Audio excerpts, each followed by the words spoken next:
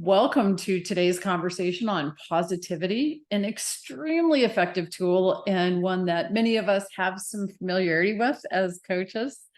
In terms of the agenda for the initial part of the conversation, we're going to talk about definition. How do we define positivity and the impact? We'll talk both negativity and positivity.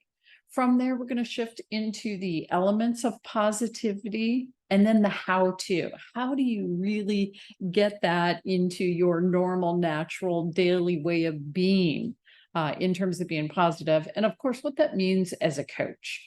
We'll share some resources with you.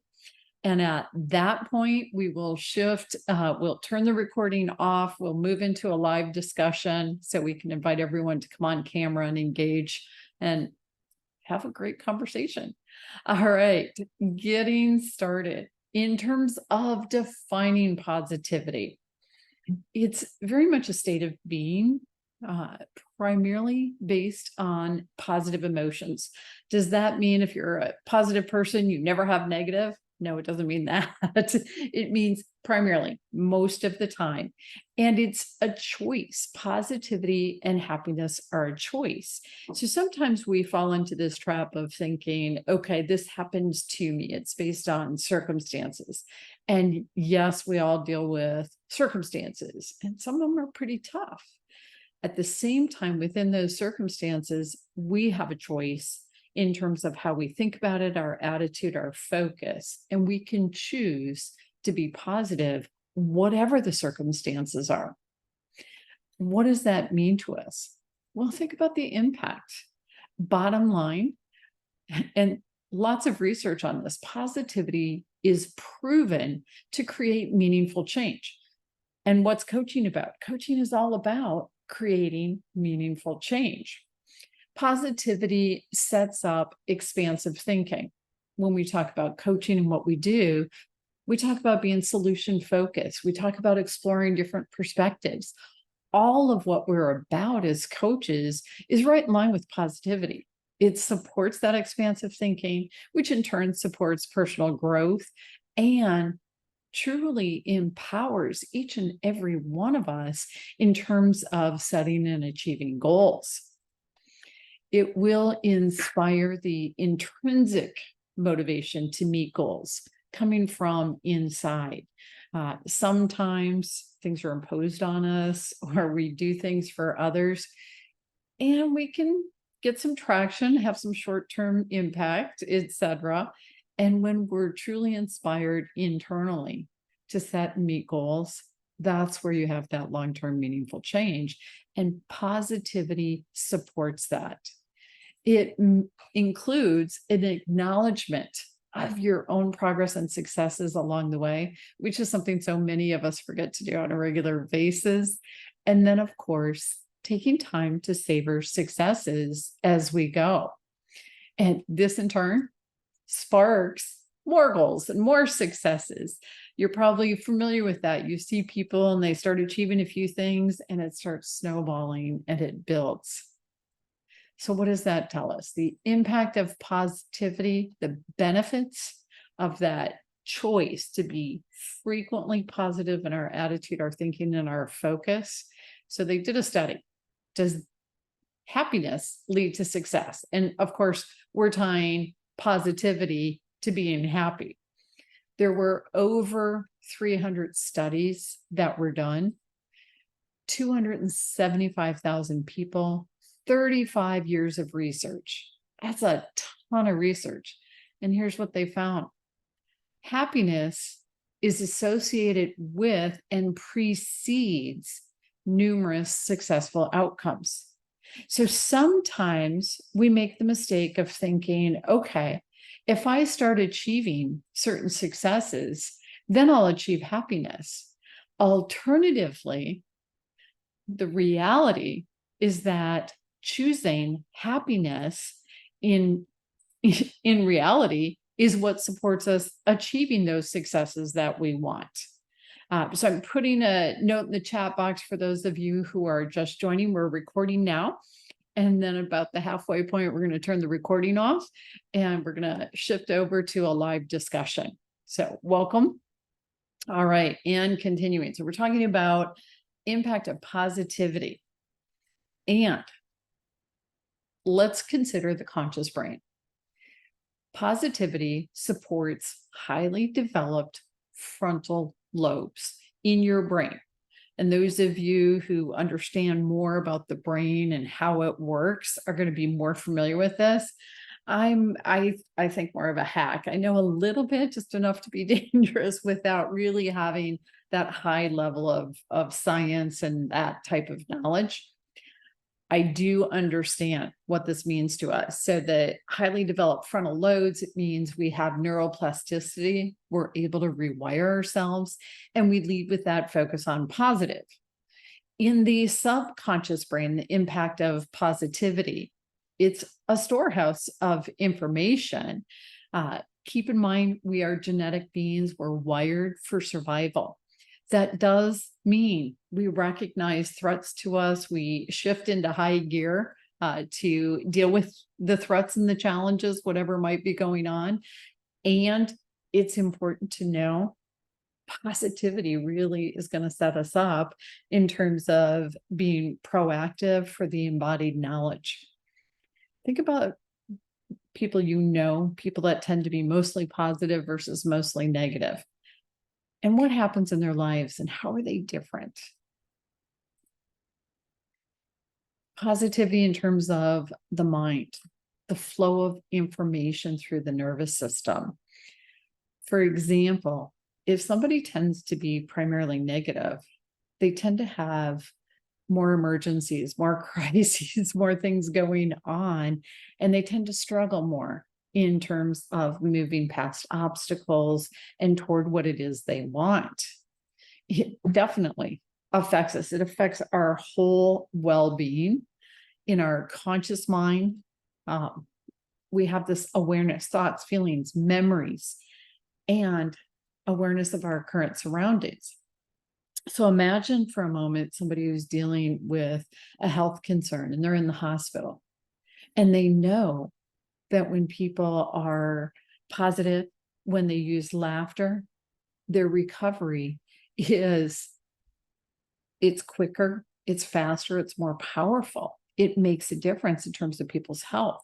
Simultaneously, they also know that when people have a lot of negativity, they tend to be in the hospital more often. The subconscious mind is a vast storehouse. Our thoughts are there, our feelings, our urges, our memories, and our fears. And while they are outside of our conscious brain, they definitely affect us and they have an impact on us. Happiness creates success. That was in the Harvard Business Review. And there's more research that backs it up. A single word has the power to influence the expression of genes that regulate physical and emotional stress. This is from Newberg and Waldman. So think back to that concept of being in the hospital, physical and emotional stress. There's more when we have the negativity, more of that medical health concerns, that kind of thing, and less or greater ability to recover when we have more of the positivity.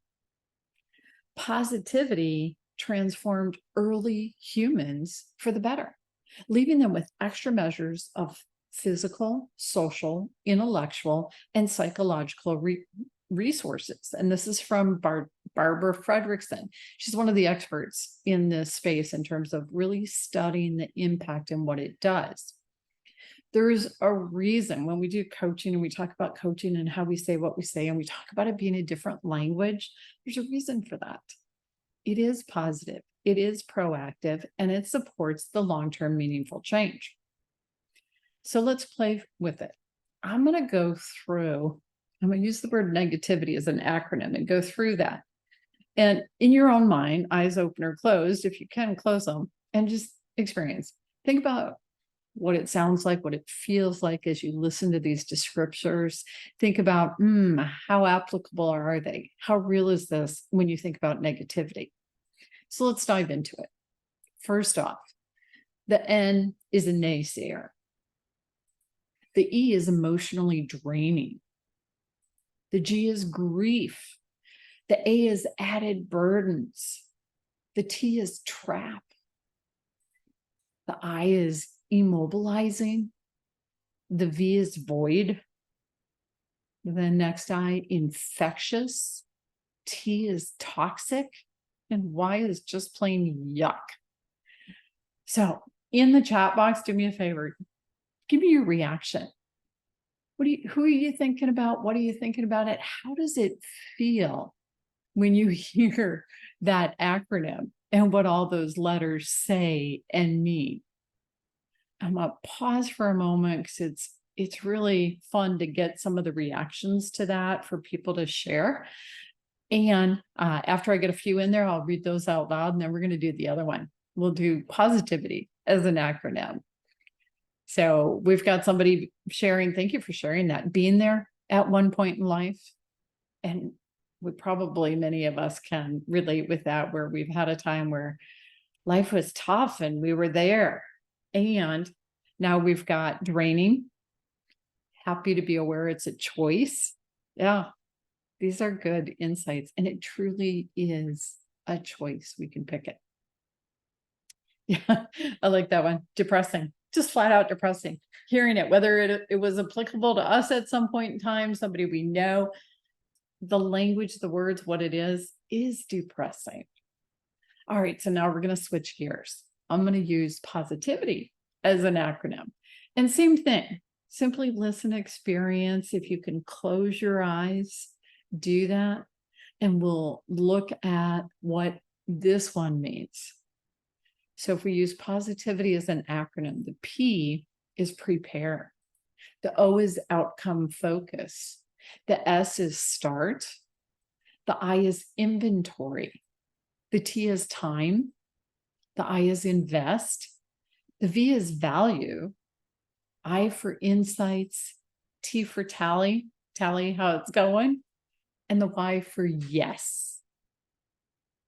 So another comment had come in on the negativity, all the words being depressing, which can, except for infectious, which can be both positive or negative. Good call out on that one.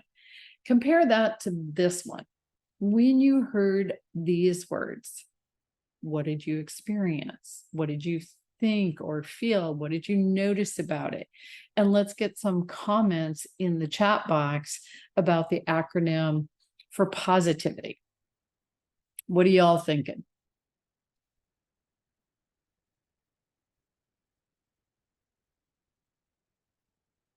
Let's see. Right. Makes you feel ready to go to get something done. Hopeful. Loving that one. Where you are now. That's awesome. Big shift. And it's by choice. So very cool with that. Excellent. All right. I'm going to shift into the elements of positivity. What is truly involved? How do you get there? So these elements start giving you a roadmap to move toward that positivity, back to it being a choice. So one element is researching it. It's absolutely fascinating. Well, and you can think about positive psychology, the positive interviewing type approach. You can think about the positive language we talk about in coaching. And there's a ton of research in all of these different areas. With that research, you're set up to recognize and move past the human negative default, which is back to that defense mechanism, the survival that we have. We tend to go down the path of least resistance as well. Think about it. Some of the conversations, so easy to fall into the negative when you slide right in there. And now when we have the research and the awareness and the realization, hey, it truly is a choice. It sets you up to move past that negative default. The next step or piece of developing positivity is learning the positive language. Those of you who have done coach training probably remember the impact and the power of the words we use and the conversations we have. How we say what we say makes a difference. That's such a fun part of the research, by the way. In addition to learning the positive language and being able to say the words, feel them. There's a big difference between simply saying a word and then having it internalized and really experiencing it. And with that, develop your own positive self-talk. As an example, when you think about what we do in coaching, we talk about positive affirmations, affirmation stories, and that kind of thing. That's the same concept. It's that positive self-talk. Now imagine for a moment what happens if every day I get up in the mirror and I look at myself and I say, oh, I'm so ugly. I'm such a klutz. I will more likely be ugly and be a klutz. It actually affects me physically. Alternatively, when you get up every morning, you look in the mirror and you talk to yourself and you say, yeah, I'm a good person. I'm working hard. I'm accomplishing things. And you start acknowledging and recognizing yourself in that positive way. It supports your confidence and it supports you being positive and moving forward more effectively. What you say to yourself is a choice. And you may remember the statistic from class, kind of scary if you ask me. From the time, according to Jack Canfield, from the time we are 11, 77% of the information that we process is negative, which is astounding. There's so much garbage coming at us. And if you think about what happens when you listen to the news, when you turn on really just about anything on TV, all the problems and the drama and everything else going on, read the paper, think about the conversations at work and everywhere else. There's such a focus on the problem and the negative, and it drags us down. It has an impact. There's so much around us. So what are you going to do? Are you going to let that decide whether you're positive or negative, or are you going to choose? And if you're going to choose to be positive, it starts with learning the language, using the language, feeling it, developing that positive self-talk with that language, and model it. The more we model that positivity and that positive language for others, the stronger we are in it ourselves. And that in turn actually supports us moving to being confident in yourself, in the coaching process, and the client is something we talk about being essential to us as coaches. Similarly, we've got to support confidence for the client in themselves, in the coaching process, in their coach, because that's how you're going to be successful in doing the work that we do. So incredibly important. And it all goes back to choice. Now, here's the caveat to it. Is it always easy? Probably not. Realistically, when we're creating change and when we're working against that much of the negative coming at us, it does take effort and it pays off big time. The dividends are there. When you're coaching, that positivity is very much a part of what you're doing. It makes a difference in your ability to coach effectively. It sets you up to be deeply supportive, both of your clients and of other people in your world. And it makes reframing with the positive language so much more natural in your conversations. It will empower proactivity for you, for clients, and sets you up. Because in coaching, we talk about measuring the value of the coaching, ensuring there's value for the client. Well, positivity sets us up to measure both quantitative and qualitative results because we are achieving them. So digging into some of the specifics with the how-to. First off, self-awareness. It's got to start with us, right? So we start by evaluating. Okay, what's going to motivate me to make the choice to be positive? What is it about positivity that is worth my investment of time and energy and effort in achieving it? Because we're talking a new habit in some cases. Well, some of you are there, so you already know the answer to this question. Actually, feel free to share that with everyone in the chat box. So what motivates you to say, yes, I want to be positive? I'm choosing that, and I'm going to make the effort, and I'm going to stick with it. And much like what happens when we're coaching, once you evaluate your motivation, your willingness to put the effort in, from there, you're creating your action plan.